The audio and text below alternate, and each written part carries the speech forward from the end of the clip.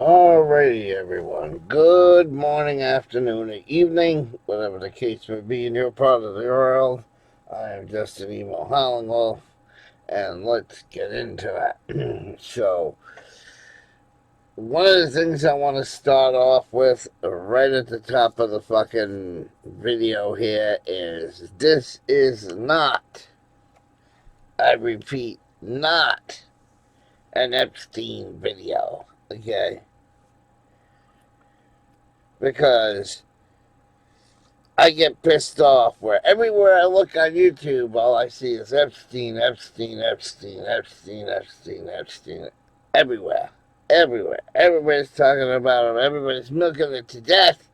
And we're not going to talk about it. Now you might be saying, Emo, why are you showing the video then? Because for all the people who thought I was talking out of my ass last night when I told everybody what's going to happen with the changing over from paper money to digital money, here's one of the other guys that can back up what I said. The guy you see on the screen right now is known as Richie from Boston. Richie from Boston, too. This is why it's RFB number 2. So you might ask yourself, why is he got a number 2 next to his name? Richie from Boston, why does he got a number 2? Because he is a truther. He believes in exposing the government. He believes in exposing corruption. And because he tried to tell everybody the truth about the roll it up your sleeve and all the truth about the situation that went on in 2020, his original channel went bang with a bunch of other people who talked anti-vax. Okay? That's how he lost his first channel. He was talking about he kept getting flagged for medical misinformation and shit. Everybody knows a lot of people lost their channel during COVID because as people were trying to fucking expose this shit, people were losing their channels left, right, and center. And of course, Richie lost his main channel. This is why he's known as Richie from Boston 2 now. So again, even though he's talking about Epstein in this video, we are not talking about Epstein because too many other idiots are talking about Epstein. But there's another part of this video that we're going to get into, okay? So that's why we're showing it. So let me start with a little bit of Richie from Boston right here, and we'll critique what I want to respond to when we get to it.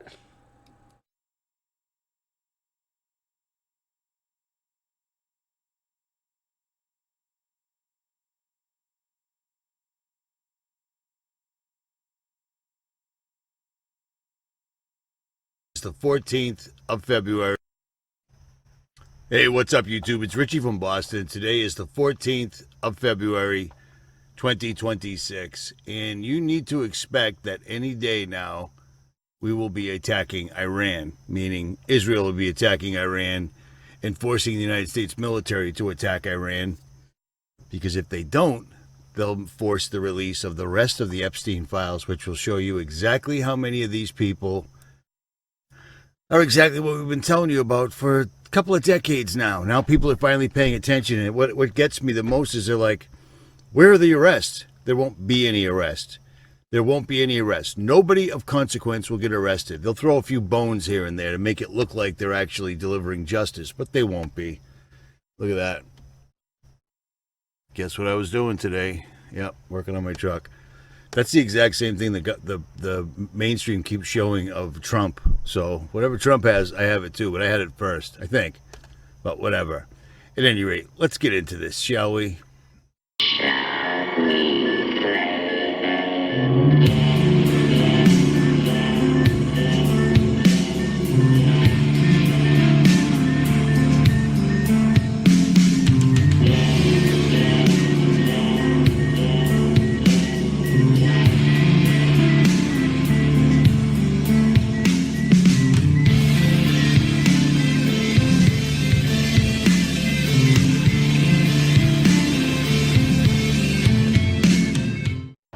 think it's quite clear that the way to force onboarding of the CBDC or this type of digital currency system is going to be some sort of crisis, some sort of event. I think the immigration crises,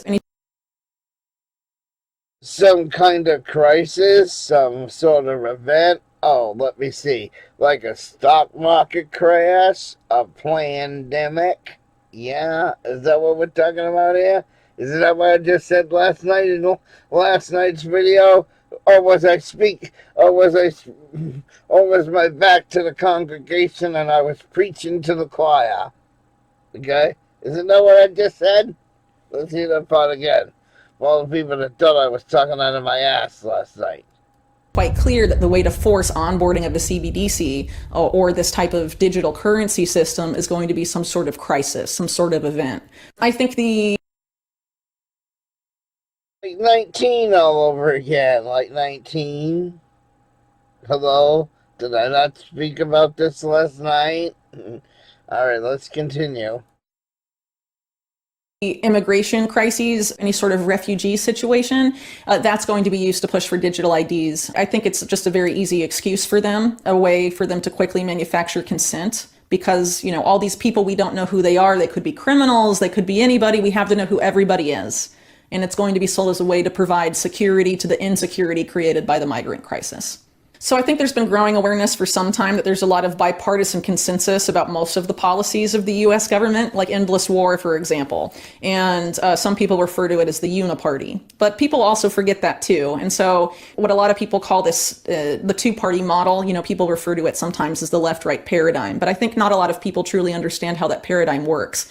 If you think about it as the left hand and right hand of the establishment, you'll have one of those hands create a problem intentionally. And then the opposing hand comes in and offers the solution. But the solution was always what the establishment wanted, but it's sold as a solution to a problem created by the other side. So it creates the illusion that the opposing force solved a problem, but in reality, the problem was manufactured by one hand of the system, and then the solution was offered by the other hand. The man that claims to have created CBDCs is a man from Barbados named Oliver Gale. He created one of the first, well, arguably the first CBDC project in the Caribbean, and then went on to have a key role in creating the Nigerian CBDC, the e-Naira. So the way the CBDC in Nigeria was set up is that in order to access the CBDC, you have to have a national identification number, which is the Nigerian digital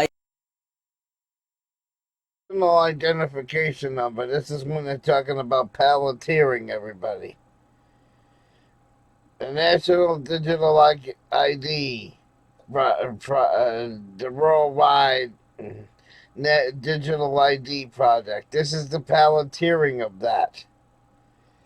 In that ID, it's gonna, everything about you is going to be listed in that.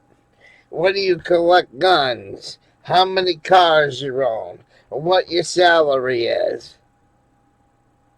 All your hidden fetishes, like if you're really gay and in the closet, the government will know. It'd be listed on there. You may think you're in the closet, but everybody who sees your digital ID, they'll know. They'll really know that you're, yeah, how you doing? Okay. Yeah. So let's continue with the digital ID project, shall we? ID project. So you have to have a digital ID in order to be able to access the Nigerian CBDC. And the way they tried to get people to onboard to the CBD system was by essentially cutting off the vast majority of the cash in circulation in Nigeria. So you heard what Whitney said in so many words. They're going to just keep crushing it, till there's no more cash. Cash is too inconvenient. Cash isn't safe. And people aren't going to buy it. Not everybody. So what they're going to do, like I've been telling you for a couple of years now, is they're going to do an event. Something to do with migrants, where they need to have you on a digital ID, or you can't access anything, whatever. This video is going to be too long. I need a few points. I got to get a few points across real quick. And I'll leave the rest of that interview with her at the end of the video if you want to watch it. But they're going to force, well, she explains it. She explains it in the entire video. They're already hacking banks, Russian hackers, even though they're working with the Russians to do the digital ID in one world currency. You see what I'm saying? I don't like how she always talks about bipartisan and left hand and right hand. There is no politics. It's a gang that's taken over quite a long time ago. I think probably before I was even born, but I guess if I had to give it a starting point, I'd say the day they blew Kennedy's head off in front of everybody for the entire world to see was probably the starting point. But this has been on my mind. I don't know if I'm right or if I'm wrong, but look, I've gone out of my way to avoid trying to get views. Certain channels aren't allowed to get views. Myself, Call for an Uprising, Face Like the Sun, any other channel that Just an emo howling got their main YouTube channel back, or their backups in my case, you're allowed to be on there because they're data farming, but you'll never see viral numbers ever. The only channels that are allowed to get any types of views aren't telling you anything of any consequence. They're repeating things. They're showing you things off of TikTok. They're reading articles to you, things of that nature. I've specifically not spoken about the Epstein list or Charlie Kirk. But this just came to me today. Just came to me, and I will do a larger video on it when I'm not at a rest stop. Charlie Kirk, Turning Point, is taking the place of the Epstein Island activities. Epstein's not dead. Epstein's wherever Epstein's at. We've already got aerial footage of him from his ranch in New Mexico that no one ever actually usually talks about because that would involve research, but I'll digress. But Turning Point is the perfect machine to keep the adrenochrome coming, because these people rely on it. They need the adrenochrome from children. I've told you this before with Aleister Crowley, 5 years and younger. 5-year-old boy is preferable. They use them in their magical occult rituals that are very well working. If you're my age and you're looking around, you can see that everyone's got a spell on them, and it cannot be broken. You can give them all sorts of information and they just can't see it. They don't want to see it because a spell's been cast, because that's what a show is. That's what Hollywood is. I told you this almost 20 years ago. I'll say it again. Hollywood, the stick from the holly tree, used to be used to make magic wands in ancient druid ceremonies, and it still stands to this day. Broadcasting. They're broadly casting a spell to you. Do you see what I'm saying? And there's a reason that the entire coven is in Hollywood and then spreads outward. But all of these people are down with this because these people don't want to die, because they're going to have to face judgment. You think you know the Bible? Well, they know the Bible a lot better than we do, and they're doing everything they can to get around judgment. And here's one I got.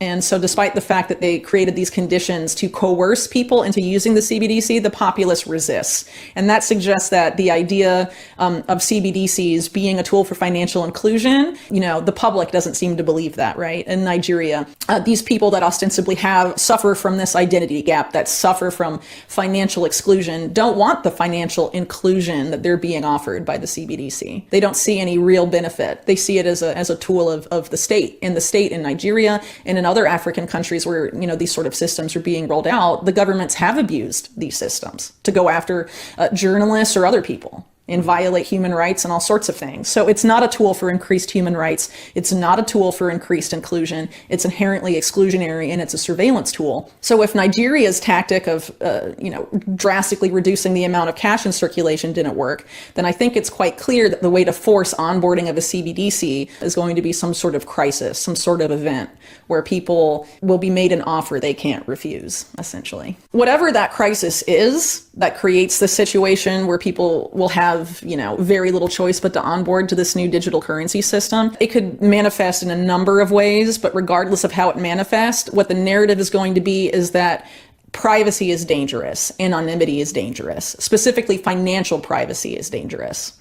Those are going to be the narratives that come out of this event, and that's going to be a way to force onboarding both onto digital currency that can be tracked to stop terror financing or things of that nature. And also we have to know who everybody online is, or we have to know who everybody is interacting with these systems. We need digital ID. It's very much tied up with efforts to regulate the internet. The effort to regulate the internet, specifically in the United States, has been going on for years. Under the Obama administration, they called it the driver's license for the internet. The idea is to have There it is, what I just talked about. The driver's license for the internet. Did you just hear that? The driver's license for the internet. That's what I talked about last night. Needing a license to get on the internet. So you can't make this shit up, people. You can't make this shit up. Yep. All right, let me rewind that just a hair.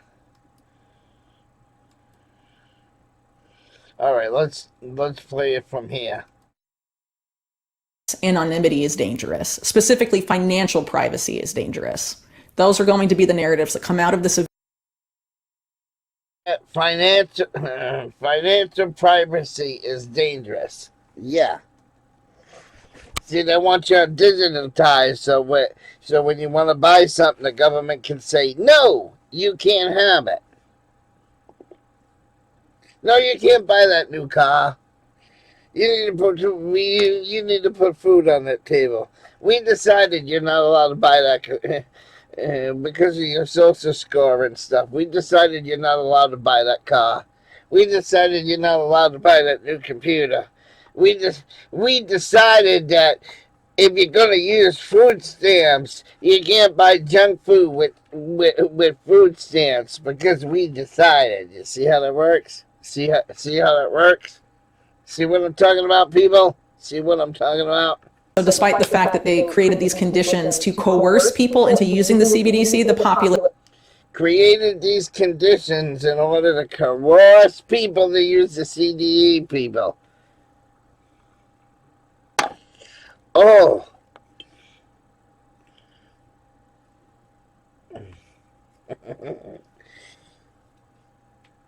And for the sake of not spreading misinformation here,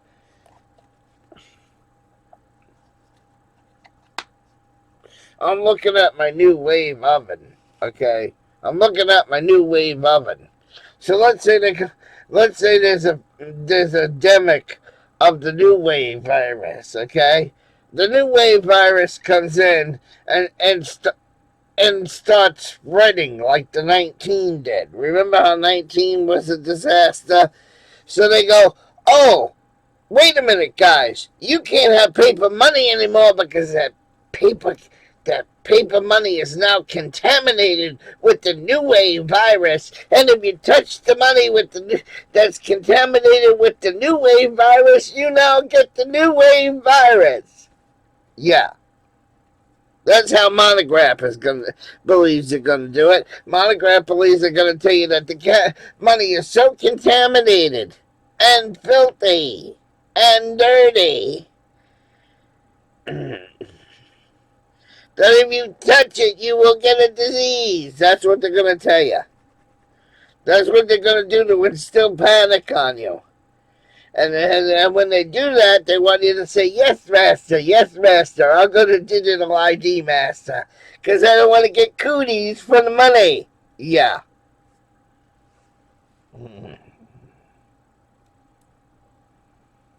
And so despite the fact that they created these conditions to coerce people into using the CBDC, the populace resists. And that suggests that the idea of CBDCs being a tool for financial inclusion, the public doesn't seem to believe that.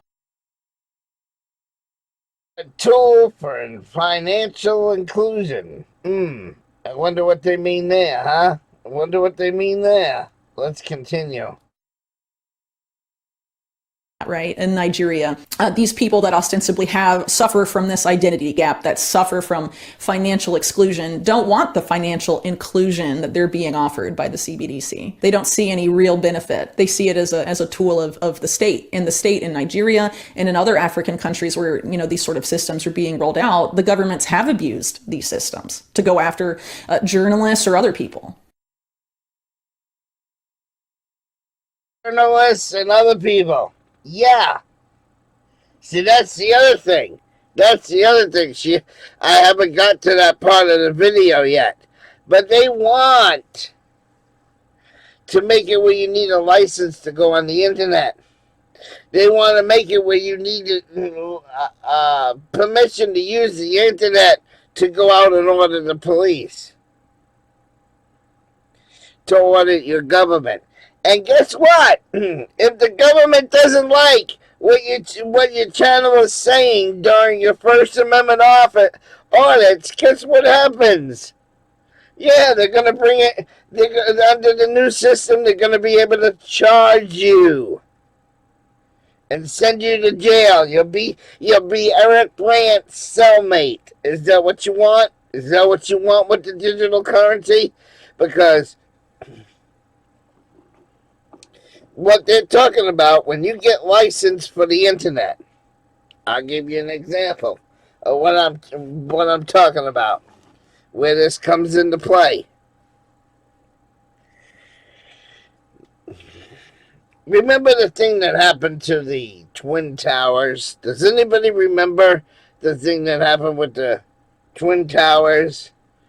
You know, and the big old jet airliner. Remember what happened there? Okay, because I'm trying not to talk about it.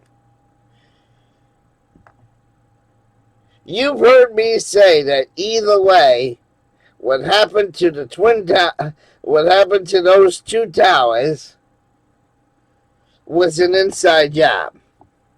You've heard me say that on this channel before, right? Now everybody's going to say, Emo, either way you look at it, it's an inside job. Because during the Ronald Reagan administration, Ronald Reagan and the U.S. government gave millions of dollars to Osama bin Laden. Gave millions of dollars to Osama bin Laden so he could raise so he could raise to the power of what he had.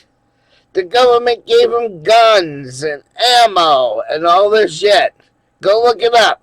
During the Reagan administration, the U.S. gave that regime money. And then they used that money to gain power. They used that money to gain wealth and financial stability. And then what was it? Thank you. They came over and attacked New York. Okay? The U.S. gave him money. During the Reagan administration, gave him money.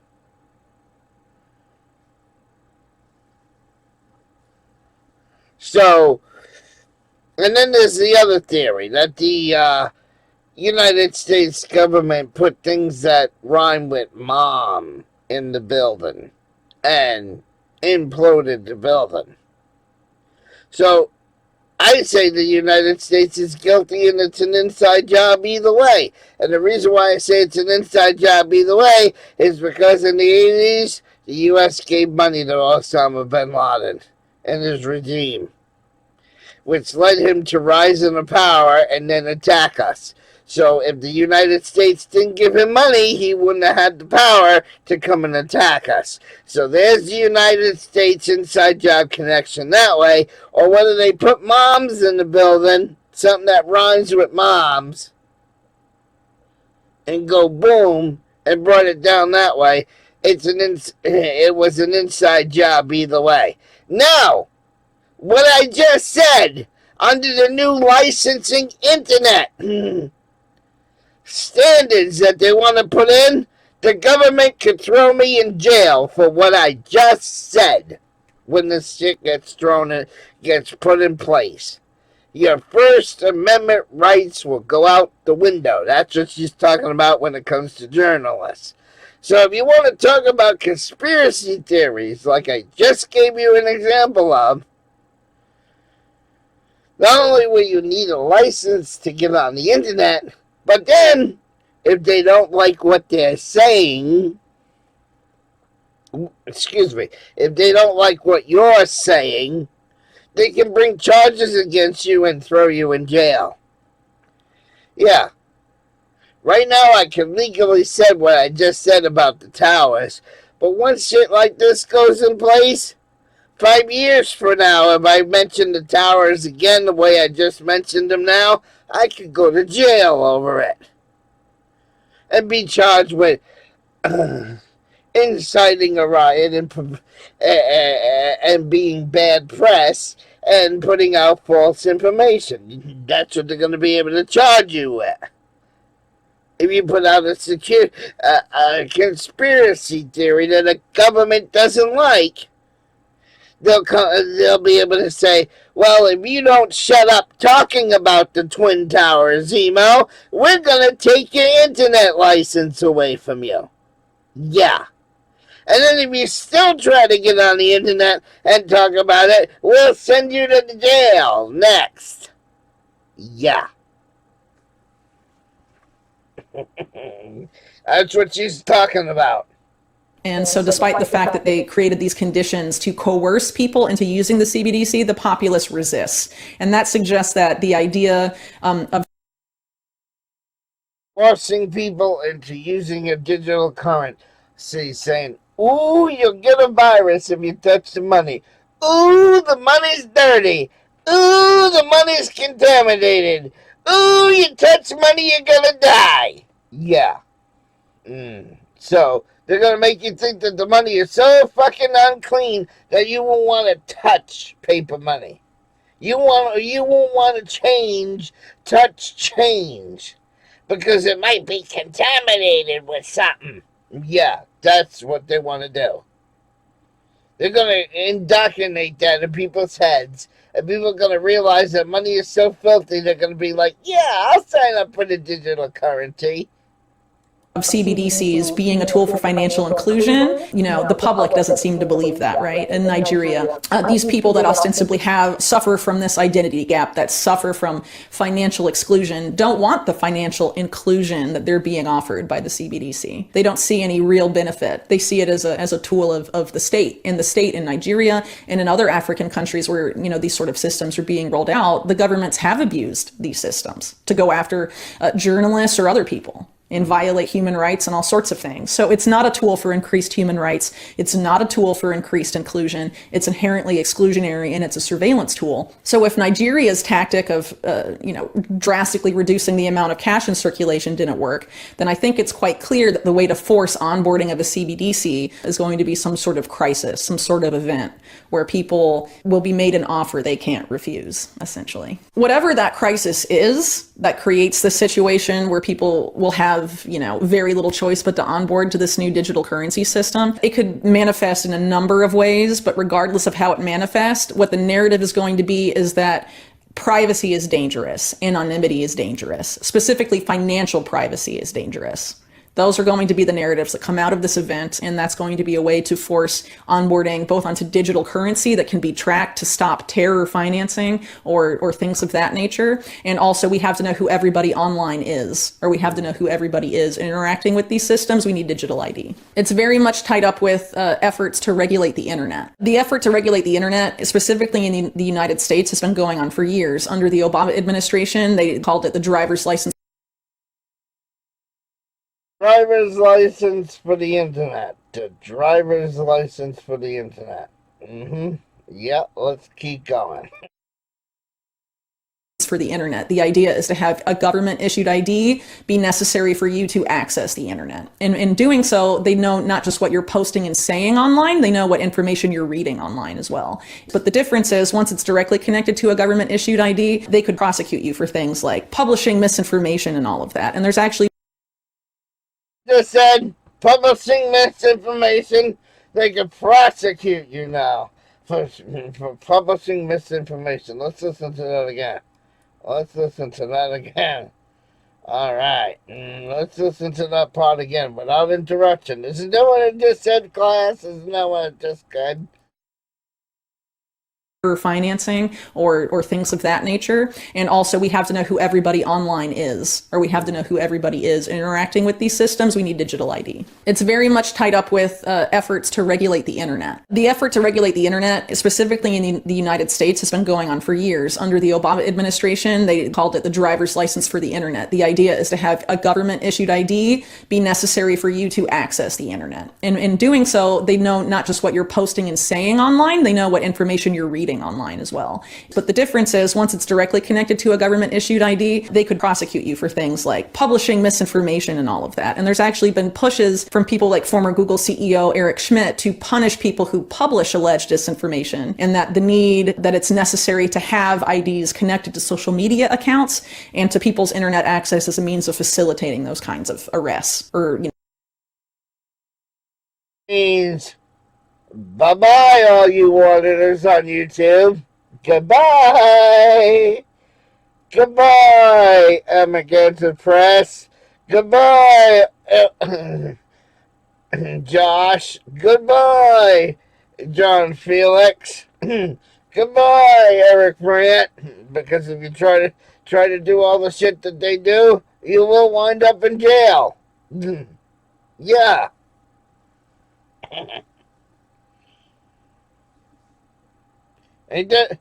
So people thought I was talking out of my ass last night about needing an internet license to get online. There's your proof.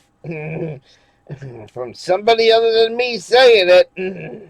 law enforcement activity. Well, there's a couple of reasons why I think they'd want to have private banks have like a major role in this digital currency system to come. If there's a private sector entity banking you and managing your money, it's much easier for them to bank you than the federal government. So for example, if the Federal Reserve were to do a direct issue CBDC, it would be harder for them to freeze someone's bank account or debank them in any sort of significant way, as opposed to a private company where you have, for example, precedents where JP Morgan Chase, for example, debanked Dr. Mercola and some of his executives and didn't give any reason as to why. They just said, we can no longer provide you with financial services. No questions asked. That would be very hard to do in the case of a direct issued CBDC. This is something similar to the argument that's been made for social media companies censoring. They say, oh, but they're private companies, so they can restrict speech however they want. But we know now that their restrictions on private speech have been a result of public sector pressure. So again, people need to keep in mind that this is a public-private partnership. That's the prevailing model in the United States. The digital dollar in the United States is also going to be a public-private model. You'll have the Fed, the central bank, working with the private banks that own the Fed in the United States. And that will be the partnership between them will be the system. It's not going to be all public. It's not going to be all private. It is a partnership. If you're using these existing dollar-pegged stablecoins, those are already here. They're already on blockchains. And a lot of those phases that would take the Fed a few years have already been accomplished if you choose to use those. And if you regulate them so that they have to keep their reserves at the Fed, then you're able to sort of have the same kind of system, but you don't have to go through the process of creating a direct issued CBDC. China, for example, they already have their CBDC. So the US is behind. So to remain competitive, they say, and have a first mover advantage, we should go with the digital dollars that are already here. So that's dollar-pegged stablecoins. The banks that are involved in this new system, it's very unlikely it's going to be the existing banks we have in the US right now. And that's because just like in 2008 and more recently with the Silicon Valley banking crisis, every time there's a major financial crisis, there seems to be a major bank consolidation wave. And you have Janet Yellen, the Treasury Secretary, saying during the Silicon Valley bank crisis, in front of Congress, that they're essentially only going to rescue systemically important banks, which is a designator that Yellen can just, she essentially decides who's a bank worth saving and who's not. And this is sort of the perpetuation of the too big to fail model that we heard about in 2008. So one indication this system is being rolled out in this way is looking at the people developing the infrastructure and what type of digital currencies they're supporting. So one of the biggest developers right now of CBDCs is this company called R3 that's backed by some of the biggest Wall Street banks in the world. And they were named by Central Banking Magazine as the CBDC partner of the year last year. And then they're developing a litany of CBDCs for countries all around the world. That's just one part of what they do. They have this thing they call a digital currency accelerator. And the three types of digital currencies R3 develops are CBDCs, stable coins, and tokenized deposit tokens. And some banks in the US have already rolled out deposit tokens. Citigroup, JP Morgan. JP Morgan actually had a research paper out last year about how CBDCs are inferior to deposit tokens and how deposit tokens are better. So Oliver Gale, who defines himself as the founder of CBDCs, has more recently co-founded a company called Fluent Finance. What Fluent Finance is, they attempt to create a trustworthy dollar-pegged stablecoin that they call US Plus. And it's sort of framed as an answer to dollar-pegged stablecoins like Tether that have been controversial for having opaque reserves. So the whole thing about US Plus is having trackable reserves in real time and all of this. And so it's an attempt to create a very extremely trustworthy and backed by a consortium of banks, a bank-led US dollar peg stablecoin. So if the inventor of CBDCs is moving into stablecoins, he probably knows that there's something there. So one thing that gets overlooked a lot with Cyber Polygon and some of these other related simulations about coming cyber attacks is that they seem to involve the big banks. And some of them even involve central banks. There's a major theme of banking here, which I think has been unfortunately overlooked, and it sort of implies that one of these cyber attacks of the cyber pandemic will be on the financial system to some degree. So for example, if you look at Cyber Polygon, it was the WEF, but it was done in partnership with Russia's largest bank, Sberbank, and was one of the opening speakers of it was the Russian prime minister, things like that, which is in direct contrast, for example, to the supposed Russian hacker narrative that's been propagated extensively in US mainstream media. The US government had no problem and no criticism participating in Cyber Polygon, and no criticism of the WEF for co-hosting their cyber attack simulation with the supposed hackers at large that supposedly interfered in the US elections. They said that they did that? Well, okay, so in 2016 and 2020, there were a lot of narratives propagated by US mainstream media about Russian hackers, and none of those mainstream media outlets criticized the WEF for doing their big cyber attack simulation in partnership with the Russian government. Oh, they did it with the Russian government? Yeah, Cyber Polygon was the WEF and subsidiary of Sberbank, Russia's largest privately owned bank, and also the Russian prime minister gave like the opening remarks, and it was affiliated to some degree with the Russian government, yeah. So there's been a few entities besides the WEF that have sort of gamed out these cyber attack simulations in a very significant way. One of them is the Financial Services ISAC, or Information Sharing and Analysis Center, which is essentially the biggest private banks in the United States coming together to share information and plan shared responses to potential crises, including a cyber attack on the financial system. And FS ISAC is affiliated to an extent with the WEF and also with the Carnegie Endowment. And the Carnegie Endowment has similarly charted out potential solutions if and when there is a major cyber attack on the financial system, and they did so in partnership with the Federal Reserve, the European Central Bank, and some of the biggest private banks in the world like JP Morgan Chase. Their proposed solution is to merge banks, banking regulators, and intelligence agencies as far as information sharing and analysis goes. So that's essentially having banks share your private transaction data directly with the CIA or any other US intelligence agency that asks. Just kind of like a digital fusion center, an updated version of it.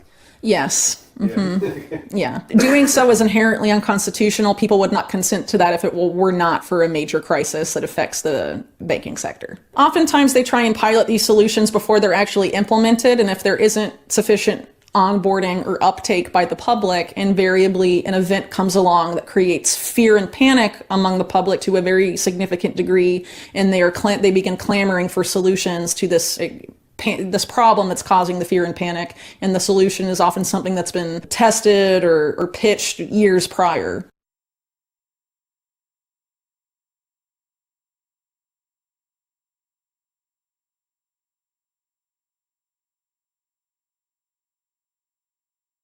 Imagine it is the year 2030. You walk into a grocery store. You pick up a steak, a bottle of wine, and some coffee. You walk to the checkout. You tap your phone to pay. But instead of a beep, you hear a buzz. A red notification flashes on the screen. Transaction denied. You are confused. You know you have money. You just got paid yesterday. You check your banking app. The balance is there. $5,000. But there is a small alert icon next to the balance. You tap it. A message expands. Carbon allowance exceeded for the month of September. Meat products restricted. You feel a cold knot in your stomach. You put the steak back. You try to buy just the coffee. This time, it works. But then, you notice something else. Your savings account balance is lower than it was last week. You haven't spent anything from it. You check the transaction history. There is a recurring charge labeled negative interest rate adjustment. Because the economy is slow, the Federal Reserve has decided that saving money is bad for the recovery. They want you to spend, so they are taxing your savings at 1% per month. Your money is rotting. It has an expiration date. If you do not spend it, it vanishes. Isn't that what I said last night, motherfuckers? If you don't use your money, it expires. Is that not what I said last night, motherfuckers? Or was I preaching to the choir? Is that not what I said, you motherfuckers? Isn't that what I told you last night? Let's see that again. History. There is a recurring charge labeled negative interest rate adjustment. Because the economy is slow, the Federal Reserve has decided that saving money is bad for the recovery. They want you to spend, so they are taxing your savings at 1% per month. Your money is rotting. It has an expiration date. If you do not spend it, it vanishes. You realize with a terrifying clarity that the money in your account is no longer yours. It is a voucher system. It is a system of permission. You are allowed to spend it, but only on the things they want, when they want, and where they want. This is not a scene from a dystopian sci-fi movie. This is the programmable reality of a central bank digital currency, or CBDC, and the infrastructure to build this reality is being laid right now. It is called FedNow. Most people think we are just upgrading the banking system to make it faster. Know what I said now? FedNow. Oh, you want to buy gas to travel across the country? Oh, we decided your carbon emissions is too high for the month. You can't buy gas. You can't drive. Sorry, Emo, you can't drive. You can't drive from the East Coast to the West Coast to go see Lady Di. Sorry, you're not allowed. Because we decided that FedNow you're not allowed to use that much gas, Emo, to go from one side of the country to the other. We decided. Yeah. So, everybody who thinks I'm a fucking retard, everybody who thinks I'm a lol's cow talking about this shit, I just wanted to give you guys an alternative source. And that's why I'm showing these videos with the channel usernames in them, so you can go check out these videos for yourself. They think this is about convenience. But convenience is the bait. The hook is control. We are witnessing the end of money as we know it. We are moving from an era of bearer assets where you hold the value to an era of ledger entries where you hold a permission slip. Today, on Finance Prism, we are going to expose the mechanics of the digital dollar. We are going to explain the critical difference between FedNow and a CBDC. We will decode the concept of programmable money and show you how it fundamentally changes the nature of human freedom. And we will answer the most important question. In a world of total financial surveillance, is there any exit door left? This is not a conspiracy theory. This is financial engineering. Welcome to the end of cash. To understand the trap, you first have to understand the mechanism. And right now, the mechanism that is confusing everyone is a new service launched by the Federal Reserve called FedNow. Launched in July of 2023, FedNow is marketed as a revolution in payments. And on the surface, it sounds great. If you have ever tried to send a wire transfer on a Friday afternoon, you know the pain. The money disappears from your account, but it doesn't show up in the other person's account until Monday or Tuesday. In the age of the internet, where emails are instant, why does money take 3 days to move? It takes 3 days because the underlying plumbing of the United States banking system, the Automated Clearinghouse, or ACH, was built in the 1970s. It is a batch processing system. It is like a physical mail truck. It only leaves the station once or twice a day. It is slow. It is outdated. FedNow fixes this. It is a real-time gross settlement system.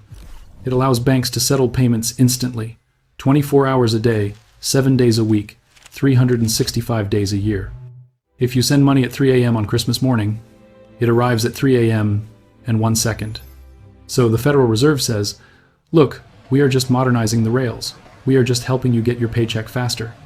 And technically they are telling the truth. FedNow is not a CBDC. It is not a new currency. It is a payment rail. But this is where the sleight of hand happens. Think of FedNow as the high-speed railway tracks. Think of the CBDC as the train. You cannot run the train without the tracks. Before the government can introduce a fully digital programmable currency, they first need to condition the population to expect instant digital settlement.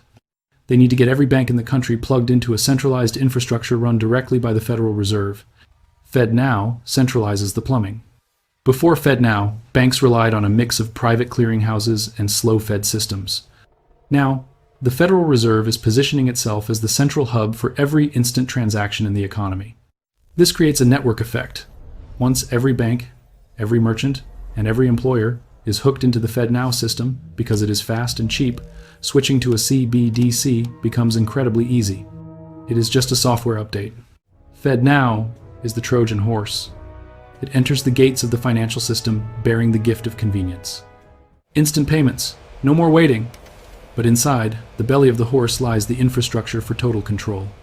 It creates a direct line of communication between the central bank and the commercial banking layer that never existed before in real time. It accustoms the public to the idea that the Federal Reserve is a consumer-facing service provider. And once the rails are laid, the train is coming. President Joe Biden issued Executive Order 14067, placing the highest urgency on the research and development of a United States CBDC. The project is not hypothetical. It is in development. They are running pilot programs with major banks right now. So, what exactly is the difference between the digital dollars you have in your Bank of America app right now and a CBDC? Why does it matter if the money is digital? It is already digital, right? The difference is not in the format, the difference is in the ledger. The difference is in who owns the database. Let's dismantle a common myth. People say, I use a credit card for everything. The bank already knows what I buy. Google knows what I buy. Why should I care if the government knows? This is a dangerous false equivalency. Right now, we have a two-tier banking system. When you deposit money at Wells Fargo or Chase, that is a liability of the commercial bank. The database that records your transactions belongs to a private company. Yes, the government can see that data, but they need a warrant. They need a subpoena. There is legal friction. There is a wall, however thin, between the state and your wallet. With a central bank digital currency, that wall is demolished. A, C, B, D, C is a direct liability of the Federal Reserve. The ledger, the list of who owns what and who spent what, is held by the central bank itself. This creates a financial panopticon. The panopticon is a concept of a prison where the guard tower is in the center, and all the cells are arranged in a circle around it. The guard can see into every cell at all times, but the prisoners cannot see the guard. Because the prisoners know they might be watched at any moment, they behave as if they are always being watched. With a CBDC, the Federal Reserve has granular, real-time visibility into every single transaction in the economy. They will know that you bought a bottle of tequila at 4 p.m. on a Tuesday. They will know you donated $50 to a controversial political candidate. They will know you bought ammunition. They will know you bought a book about civil disobedience. Currently, cash provides a buffer. Cash is anonymous. Cash is peer-to-peer. When you hand someone a $20 bill, there is no intermediary. There is no server recording the exchange. It is a private interaction between two free citizens. Cash allows for privacy. It allows for dignity. But a CBDC removes the option of privacy. Even if they claim it will be anonymous for small transactions, the code can be changed overnight. Augustine Carstens, the general manager of the Bank for International Settlements, the central bank of central banks, said the quiet part out loud in a video that has now gone viral. He said, quote, "We don't know who's using a $100 bill today, and we don't know who's using a 1,000 peso bill today. The key difference with the CBDC is the central bank will have absolute control on the rules and regulations that will determine the use of that expression of central bank liability, and we will have the technology to enforce that." Did you catch that? Absolute control. Technology to enforce. He is admitting that the goal is not efficiency. The goal is surveillance and enforcement. They want to know every penny you earn and every penny you spend. Why? Because information is power. If they know your spending habits, they can build a profile on you. They can calculate your carbon footprint. They can assess your political alignment. And once they have that data, they can move to the next phase. The phase where they don't just watch what you do with your money, but they tell you what you can do with it. This is the scariest chapter. This is where we move from surveillance to slavery. The unique feature of a digital currency is that it is programmable. Money, for thousands of years, has been a neutral tool. A gold coin does not care who holds it. A gold coin does not care if you buy bread or if you buy a weapon. It is an inanimate object. It represents value and nothing else. A CBDC is not an inanimate object. It is software code. And code can have rules written into it. It can have if-then statements. If the user does X, then the money does Y. Let's look at the mechanisms of control that this technology enables. Mechanism number 1, the expiration date. China has already tested this with their digital yuan. The government can issue money that expires if it is not spent within a certain time frame. Why would they do this? To simulate the economy. If a recession is coming and people are saving money out of fear, the government can simply say, you must spend your stimulus check within 30 days or it disappears. This Is that what I said? Money's going to expire. Didn't I not say money's going to expire? Didn't I say that? And I had friends telling me in text messages. Nemesis told me one time that I was a kook, that they can't make money expire. Well, he didn't actually word it as a kook, but he thought I was nuts, talking about money expiring. He was like, yeah, right, Emo, they're not going to do that. Isn't that what we just talked about? Isn't that what this video just talked about? Money expiring? Huh? Isn't that what I talked about last night? Money expiring in my previous live stream? I'm just trying to back up what I said last night. That's why I'm playing this yet. To back up what I'm saying so you guys know I wasn't talking out of my ass last night. In my last live stream. Alright, let's continue. And I'm actually going to make this a little faster, too, so we can get through it quicker than what we're getting through it. destroys the function of money as a store of value. This is the scariest chapter. This is where we move from surveillance to slavery. The unique feature of a digital currency is that it is programmable. Money, for thousands of years, has been a neutral tool. A gold coin does not care who holds it. A gold coin does not care if you buy bread or if you buy a weapon. It is an inanimate object. It represents value and nothing else. A CBDC is not an inanimate object. It is software code. And code can have rules written into it. It can have if-then statements. If the user does X, then the money does Y. Let's look at the mechanisms of control that this technology enables. Mechanism number 1, the expiration date. China has already tested this with their digital yuan. The government can issue money that expires if it is not spent within a certain time frame. Why would they do this? To simulate the economy. If a recession is coming and people are saving money out of fear, the government can simply say, you must spend your stimulus check within 30 days or it disappears. This destroys the function of money as a store of value. You cannot save for the future if your money rots like fruit. It forces you to be a perpetual consumer. Mechanism number 2, negative interest rates. For years, economists have complained about the zero lower bound. They can lower interest rates to zero, but they struggle to go lower because people will just take their cash out of the bank and put it under the mattress. You cannot charge negative interest on physical cash. But if physical cash is banned, and you are forced to use a digital dollar, the Fed can simply press a button and apply a negative 2% rate to your savings account. They can confiscate your wealth automatically to force you to spend. You have no escape valve. Mechanism number 3, gated spending. This is where it gets dystopian. The money can be programmed to work only for certain goods or services. Imagine a world where your carbon footprint is tracked. The government decides you have used too much gasoline this month. You go to the gas station, you tap your phone, the transaction fails. Not because you lack funds, but because your funds have been turned off for that specific merchant code. Or imagine you are overweight, and the government decides, for your own health, that you cannot buy sugary drinks.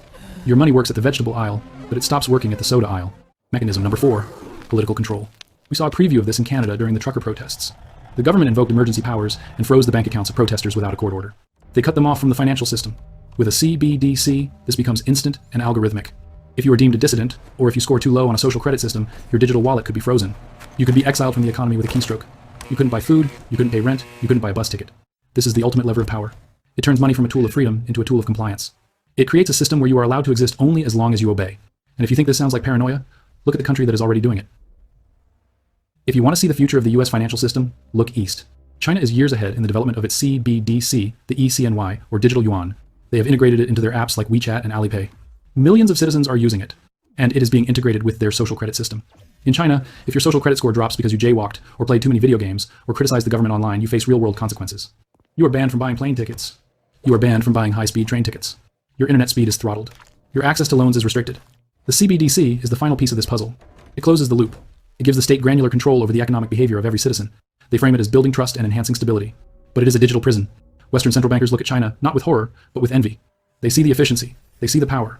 Neil Kashkari, the president of the Federal Reserve Bank of Minneapolis, famously said, "I can see why China would do it.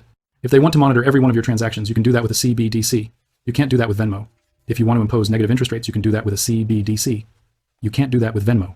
He admits the capability. He questions times why times the US would do it, playing the skeptic. But the Federal Reserve is proceeding with the technology anyway. Project Hamilton, a collaboration between the Boston Fed and MIT, has already built the codebase for a high-speed digital dollar. They have proven the technology works. The gun is built. It is sitting on the table. The only question is when they will pick it up. The blueprint is clear. First, introduce the rails. Fed now. Second, introduce the digital wallet for convenience or stimulus distribution.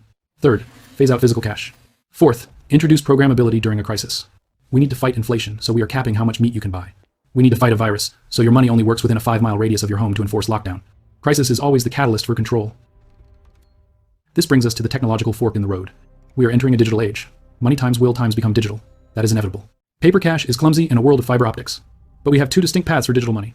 One path leads to the CBDC, the centralized surveillance coin controlled by the state. The other path leads to Bitcoin, the decentralized, neutral money controlled by no one. We need to analyze the architectural difference between push money and pull money. ACBDC is pull money or controllable money. The authority has administrative access to your account. They can pull money out, negative rates. They can freeze it. They can revert transactions. You are essentially a user on their database. You have no sovereignty. Bitcoin is push money. It works like digital cash. When you hold the private keys, you are the only person on earth who can move those funds. You push the transaction to the network. No one can reach into your wallet and pull it out. No one can freeze the network. No one can censor your transaction because they don't like your politics. It is permissionless. You do not need an ID to create a Bitcoin wallet. You do not need a credit score. You do not need the approval of a bank manager. It is neutral, like gravity. Gravity works the same for a saint and a sinner. Bitcoin processes transactions for everyone equally. This is why the establishment hates it. This is why they call it money for criminals. Because they cannot control it. Because it offers an opt-out from their surveillance system. In a world of programmable money, Bitcoin is the only asset that cannot be programmed against your will. It is the only money that cannot be diluted by printing more of it. It is the separation of money and state. The battle of the 21st century is not between capitalism and communism.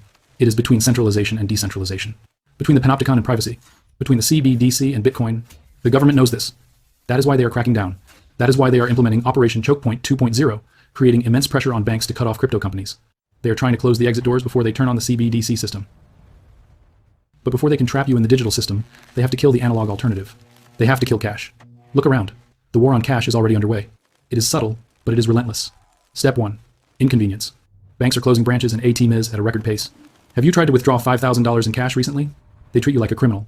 They ask questions. What is this for? Why do you need cash? They make you fill out forms. They make you wait. They are adding friction to the physical world to push you into the digital world. Step 2. Limits.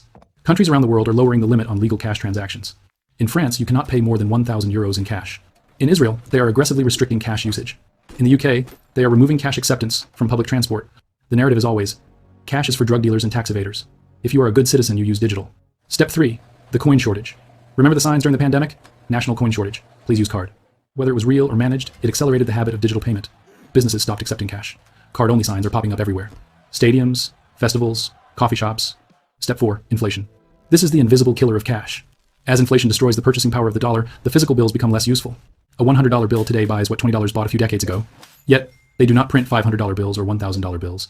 They keep the denomination small to make carrying large amounts of value in cash physically difficult. To buy a used car in cash, you need a backpack. It becomes impractical. This is a coordinated effort to herd the sheep into the digital pen.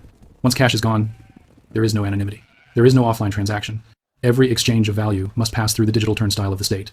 And once everyone is through the turnstile, they can lock the gate. So, where does this leave us? The future looks like a bifurcation. On one side, the masses will drift into the CBDC system. They will accept the convenience of FedNow. They will accept the universal basic income stimulus checks that come with strings attached. They will live in a world where their financial lives are transparent to the state, and their purchasing power is managed by algorithm. On the other side, a minority will seek to preserve their sovereignty. They will recognize the trap. So, what is the exit strategy? How do you protect yourself? First, maintain optionality. Do not keep 100% of your wealth in the banking system. If your money is in a bank, it is not your money, it is an IOU from the bank, subject to the rules of the system. Second, own bearer assets. A bearer asset is something you own simply by holding it. Physical gold and silver are bearer assets. If you have a gold coin in your hand, you do not need electricity or the internet to own it. It has value outside of the banking system. It is insurance against the death of the dollar. Third, understand the digital lifeboat. Bitcoin, when held in self-custody, meaning you hold your own private keys on a hardware wallet, is a digital bearer asset. It allows you to transport wealth anywhere in the world without permission. It allows you to transact with others who have opted out. It is the only money that is specifically designed to resist the censorship of a CBDC. Fourth, use cash. While you still can, use cash for local transactions. Support businesses that accept cash. Keep a stash of physical cash at home for emergencies. Cash is the vote for privacy. Every time you swipe a card, you are voting for the surveillance state. The transition to a digital currency is the single biggest change to the monetary system since we went off the gold standard in 1971. It changes the relationship between the citizen and the state. It turns the citizen from a master into a subject. The technology is neutral. It could be used for good. It could be used to stop corruption, to track government spending, to create transparency for the elites. But history tells us that power never uses surveillance to watch itself. It uses surveillance to watch you. The end of cash is coming, the infrastructure is being built, the FedNow rails are live. The question is not if it will happen. The question is, will you be dependent on their system when they flip the switch? Or will you have built your own independence? This is Finance Prism. We exist to shine a light on the mechanics of the financial system so you can navigate it with open eyes. If this deep dive helped you understand the stakes of the digital dollar, hit that subscribe button. We will keep tracking the development of FedNow and the CBDC agenda. And I want to hear from you in the comments. What scares you more? The loss of privacy with a CBDC or the loss of purchasing power through inflation? Do you think the US government will eventually ban cash completely? Let us know your thoughts below. Stay liquid, stay private, and stay sovereign. Alright, so just so I would want to share with share those videos with you, because I wanted to give you guys a second opinion, so people would know that what I was talking about in my live stream last night, that I wasn't talking out of my ass. So I will link this video in the description. I want everybody to go over to Finance Prism and check out his channel. I want everybody to go over and check out Richie from Boston's channel. Like I said, I did not play these two videos in order to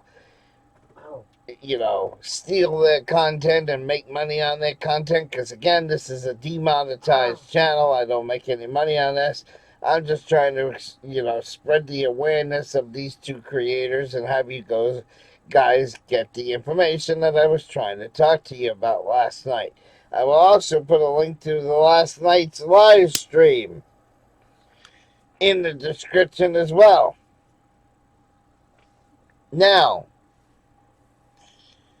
in conclusion of today's video, like I said, FedNow will be able to, control what you spend money on. Your money will, the digital currency will expire, like you just heard in this video. So all the people who thought I was a kook for saying, oh, money will expire, and everybody's like, no, emo, money won't expire. You don't know what you're talking about. I just played you two videos where they talked about money expiring, okay? And Monograph used to talk about this. He talked about this a couple years ago. I was going to throw in some Monograph in this video, but it's been a couple years since he talked about this subject, and I don't want to go back through his hundreds of videos to try to find it. So that last video I found by simply Googling FedNow. That's how I found it. That's how I found that last video. I put FedNow in the YouTube search engine, and that came up. Finance Prism came up.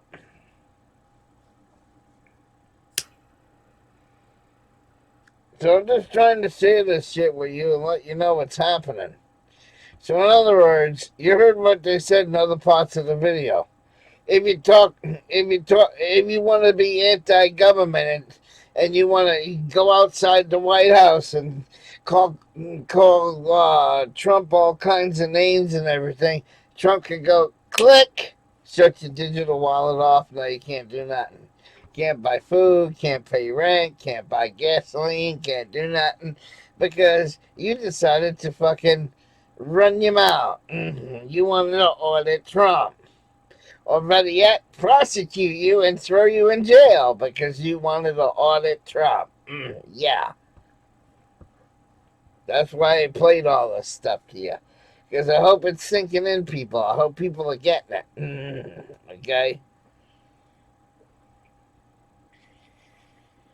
Oh, we decided you can't buy steak this month because your carbon footprint is too high. We decided you can't buy gas this month because your carbon footprint is too high.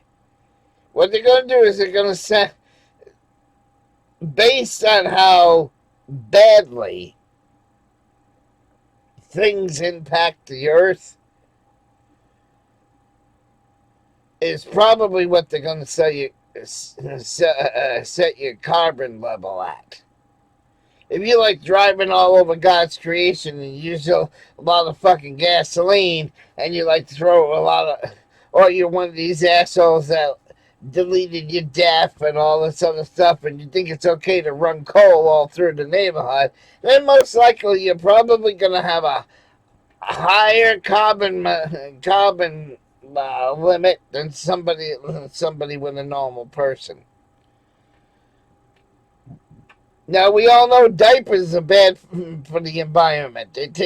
Sometimes they take hundreds of years to compose. Now, because I have to wear diapers and I have a medical prescription for wearing diapers, they're probably going to say, well, Emo, you got a high carbon tax because you wear diapers and you're putting so many of those fucking things in the landfill and they're defamation and they're destroying the earth. Okay? People who buy this shit because there are people out there that buy this shit all the time. Plastic knives and forks and paper plates. Well, you realize all this every time you use these fucking plastic knives and all that shit, you're throwing plastic into the environment. Buying shit like this is what's gonna raise your carbon your carbon footprint, and they're gonna set limits on how much shit like this you can buy. And I'm guilty of that because I'm lazy. I don't like doing fucking dishes, so I like using a one-time use silverware and one-time use paper plates. But in the end, if I keep doing that, once I switch over to this new fucking thing, I'm going to have a really high carbon tax. A really high carbon tax doing that. Because that's polluting the earth using plastic silverware. Yeah. Mm-hmm. Sure is. I hate to admit it, but it is what it is. So one of these days, with FedNow being lazy, I could run out of fucking silverware. And FedNow says, guess what, Emo? You put too much of that plastic shit in the environment. We decided you can't buy plastic utensils anymore. We'll let you use money to buy real silverware. We won't let you buy plastic anymore. Yeah. It could come to that because they decided. Yeah. But here's what I want to know. Here's what I want to know.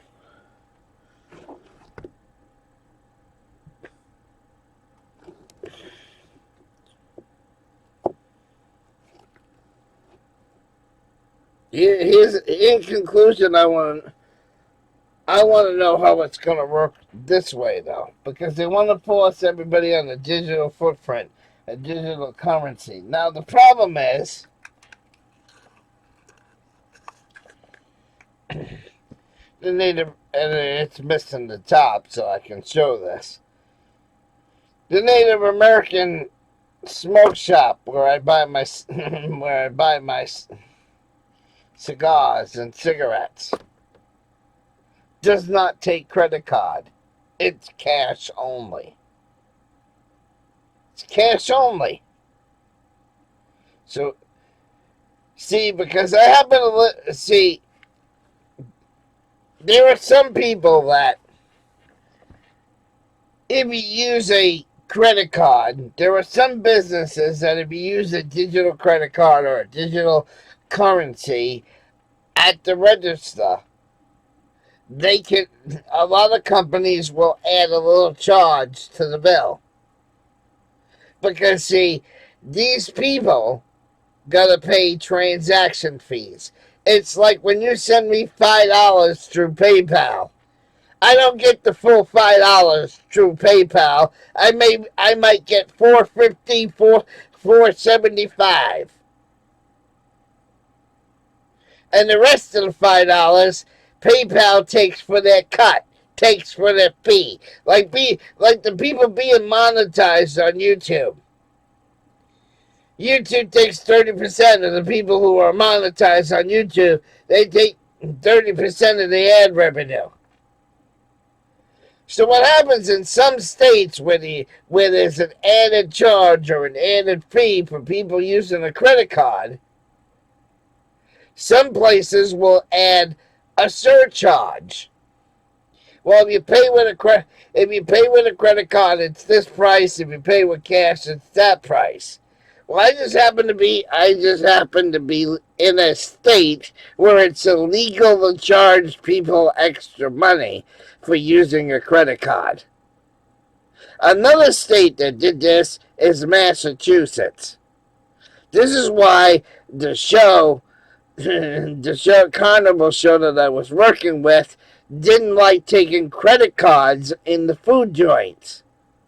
Because they would lose all kinds of money with the processing fees of using these cards, the surcharges and the fees of using the card. So that's why a lot of the joints on the Midway are fucking cash only.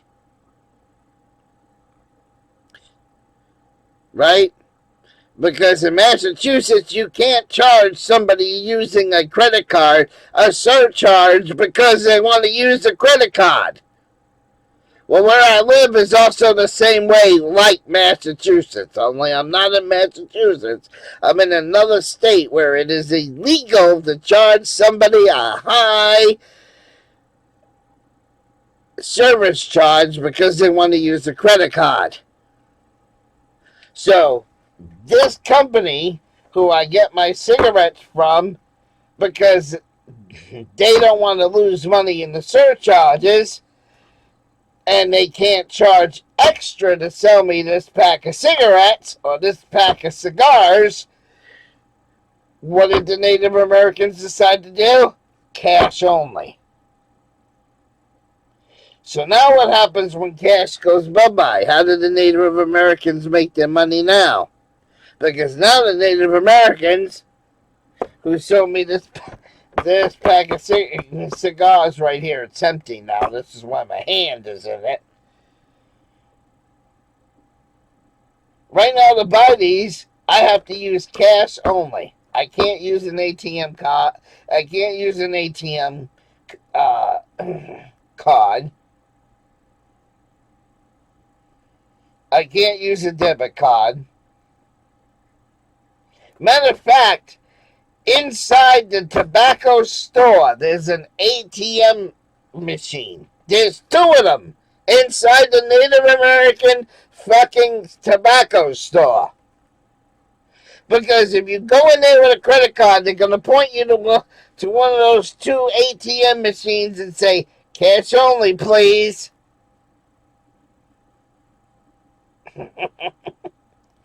So what does that company do when money disappears? What does a company like this that only takes cash?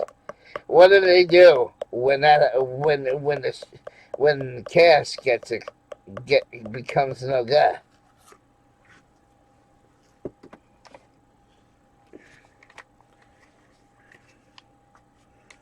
And I'm gonna cover the name here, right here, because I don't want people looking this up. But what do you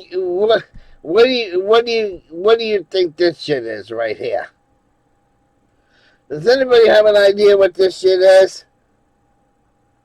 And I'm not showing the name because I don't want people to look up the name.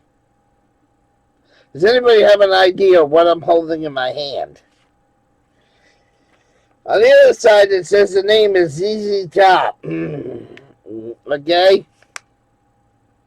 But I'm hiding the fucking name of where I go and get this shit.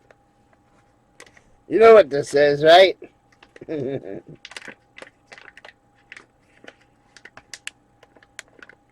know what this is?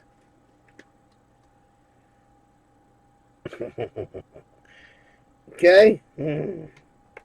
Do I need to say more? Oh, I'm dropping some. Shit.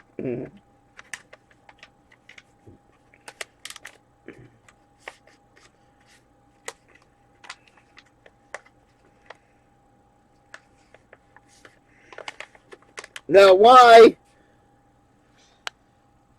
am I holding a package of this in my hand? Because this dispensary, guess what? This dispensary doesn't take doesn't take ATM cards, doesn't take credit card. When you go to the dispensary to buy this shit, it's cash only. So what's going to happen to the dispensary when they don't want to take digital currencies? Then we have another place in the next town over.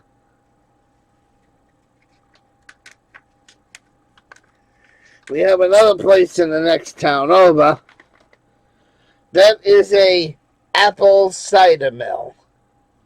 And they make donuts. They make donuts, and it's an apple cider mill. They make apple cider, and they also have a bakery and make donuts.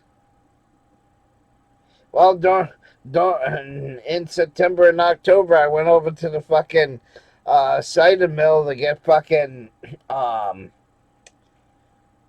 apple cider because Mike wanted apple cider, and Mike wanted some of their freshly baked donuts in the fucking display case.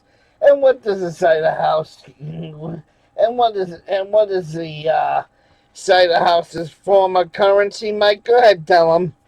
Cash only. And cash only, right? So I don't know what's going to happen to these businesses when they implement this in. Then we got a couple of restaurants in town that are also cash only. And one of them's a damn good restaurant, by the way. Oh, I would recommend eating there because they have loose meat hamburgers, and they're really fucking good. But can't give you the name because then that would dox my location. People would be like, "Okay, let's type that in. We'll know where your email is." And that restaurant is cash only. We have a fucking ice cream stand, or what people call a Dairy Joy. Some people call it a Dairy Joy here in town. And it's usually open during the summertime, and they have lots of good ice cream. I mean, the ice cream is really good. And again, cash only. We have a bakery in town, cash only. Because none of these businesses want to have to pay the fucking surcharge. I have one member. I do have one channel member. I have one channel member on my locals. That one person that's supporting me a month decided that they were going to support Emo Hollingwell for $5 a month. Oh yeah, I'm gonna join your locals, Emo. I'm gonna support you for $5 a month. But the problem is, what the person don't realize is,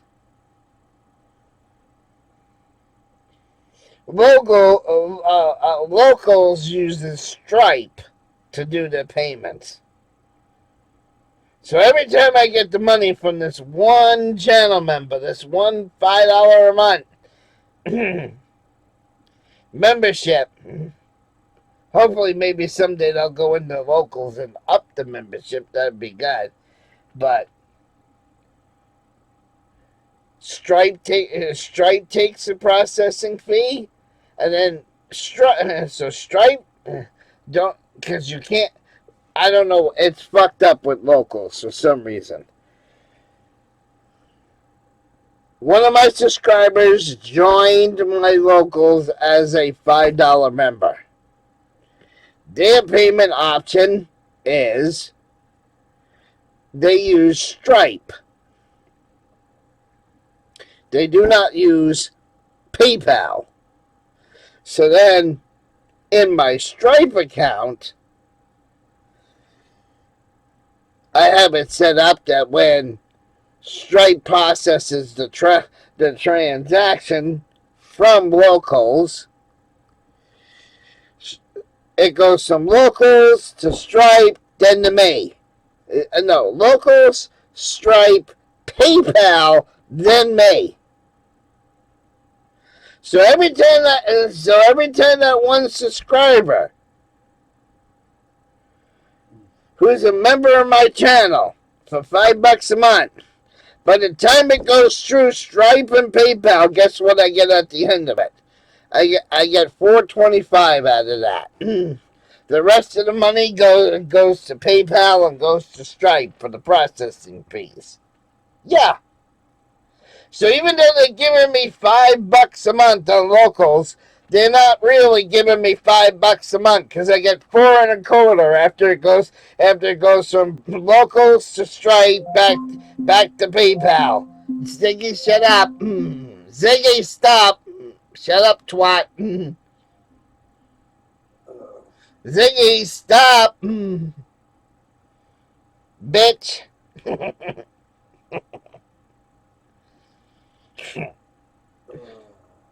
Yeah. So I don't even get the full $5. And like I said, anybody can become a channel member, but you're not going to get no perks from becoming a channel member. There's not going to be no special videos. There's not going to be no fucking exclusive content. There's not going to be any of that because when you deal with a bunch of trolls, if I made exclusive content, you know what would happen? Andrew would buy a membership, and then Andrew would publish the video on the Drama Dome. So it'd be like, oh, I joined the. Hey, I pay Emo $2 a month on his local so I can get his exclusive content, guys, and now I'm restreaming it on the Drama Dome, and I'm playing it to everybody for free, so Emo can't make no money on the video. So exclusive videos and exclusive content won't work. Because he did that when I had memberships on my YouTube channel. He did that when I had memberships on my YouTube channel. He joined as a member deliberately just to take my members only content and spin it in the Drama Dome. Yeah. So exclusive content doesn't really work because all you need is one troll to sign up to your locals and then rebroadcast it publicly, and you're not going to make no money. So that's why I won't do exclusive content. What do you want to support the channel or not? You get the same content as everybody else, but if you want to be a member, you join the locals. You don't want to be a member, you don't join the locals. It's that simple. But it ain't gonna put you on any higher of a plane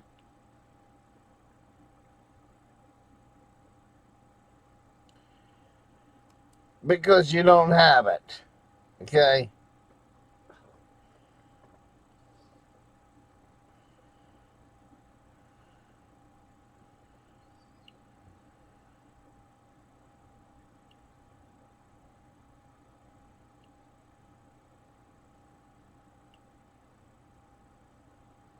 All right. So, I'm getting the link for the membership. If people want to join, they join. If they don't want to join, they don't have to. But just remember, if you join at a low amount, I do lose money in the processing.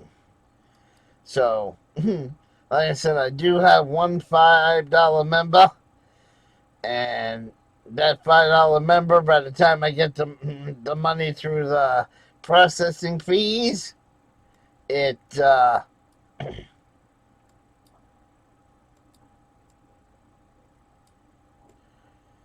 winds up being $4.25 in the end. So, but there's only one person that supports emo. Only one person that supports emo as a member. That's it. Only one. They know who they are. They know who they are.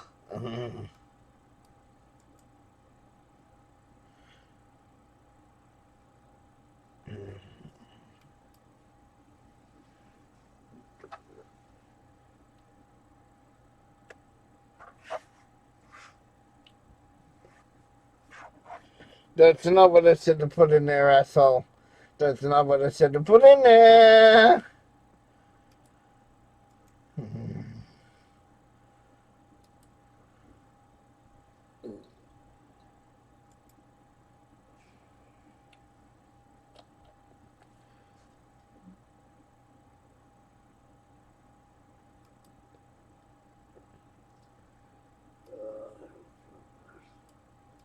So if you want to become a member of the channel, you can go right here.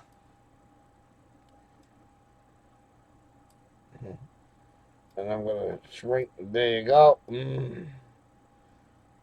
I will also put the link in the description so everybody has it. There you go. But that's a great big ball of wax. I wanted to share this video with you. I hope you guys found it informative. I just wanted to prove that I wasn't talking out of my ass last night. That they really are going to do this shit with your money. They're really going to do this shit with the U.S. banking system. They're going to make money where it is. Where it will expire, and if you spend too much money on shit that pollutes the environment, then your carbon footprint will be set so high, and you're gonna have a social score, and you're gonna have a license to get in on the internet. Oh yeah, doesn't it sound like it's gonna be a fun time, people? Doesn't it sound like it's gonna be a real fun time? All right. So that will do it for now. And as always, if you can't speak freely, you're simply not free. And as always, stay safe, be well, take care of yourself and each other. And the 2 channels that I used your content in this video, I hope you guys didn't mind. Contact me before you issue a strike saying that I used your video and stuff. If you're not happy that I used the video, I will link you guys' channels in the description as well. And until we meet again, peace the fuck out. See you on the next one. Show's over. Wolf is tired. See ya.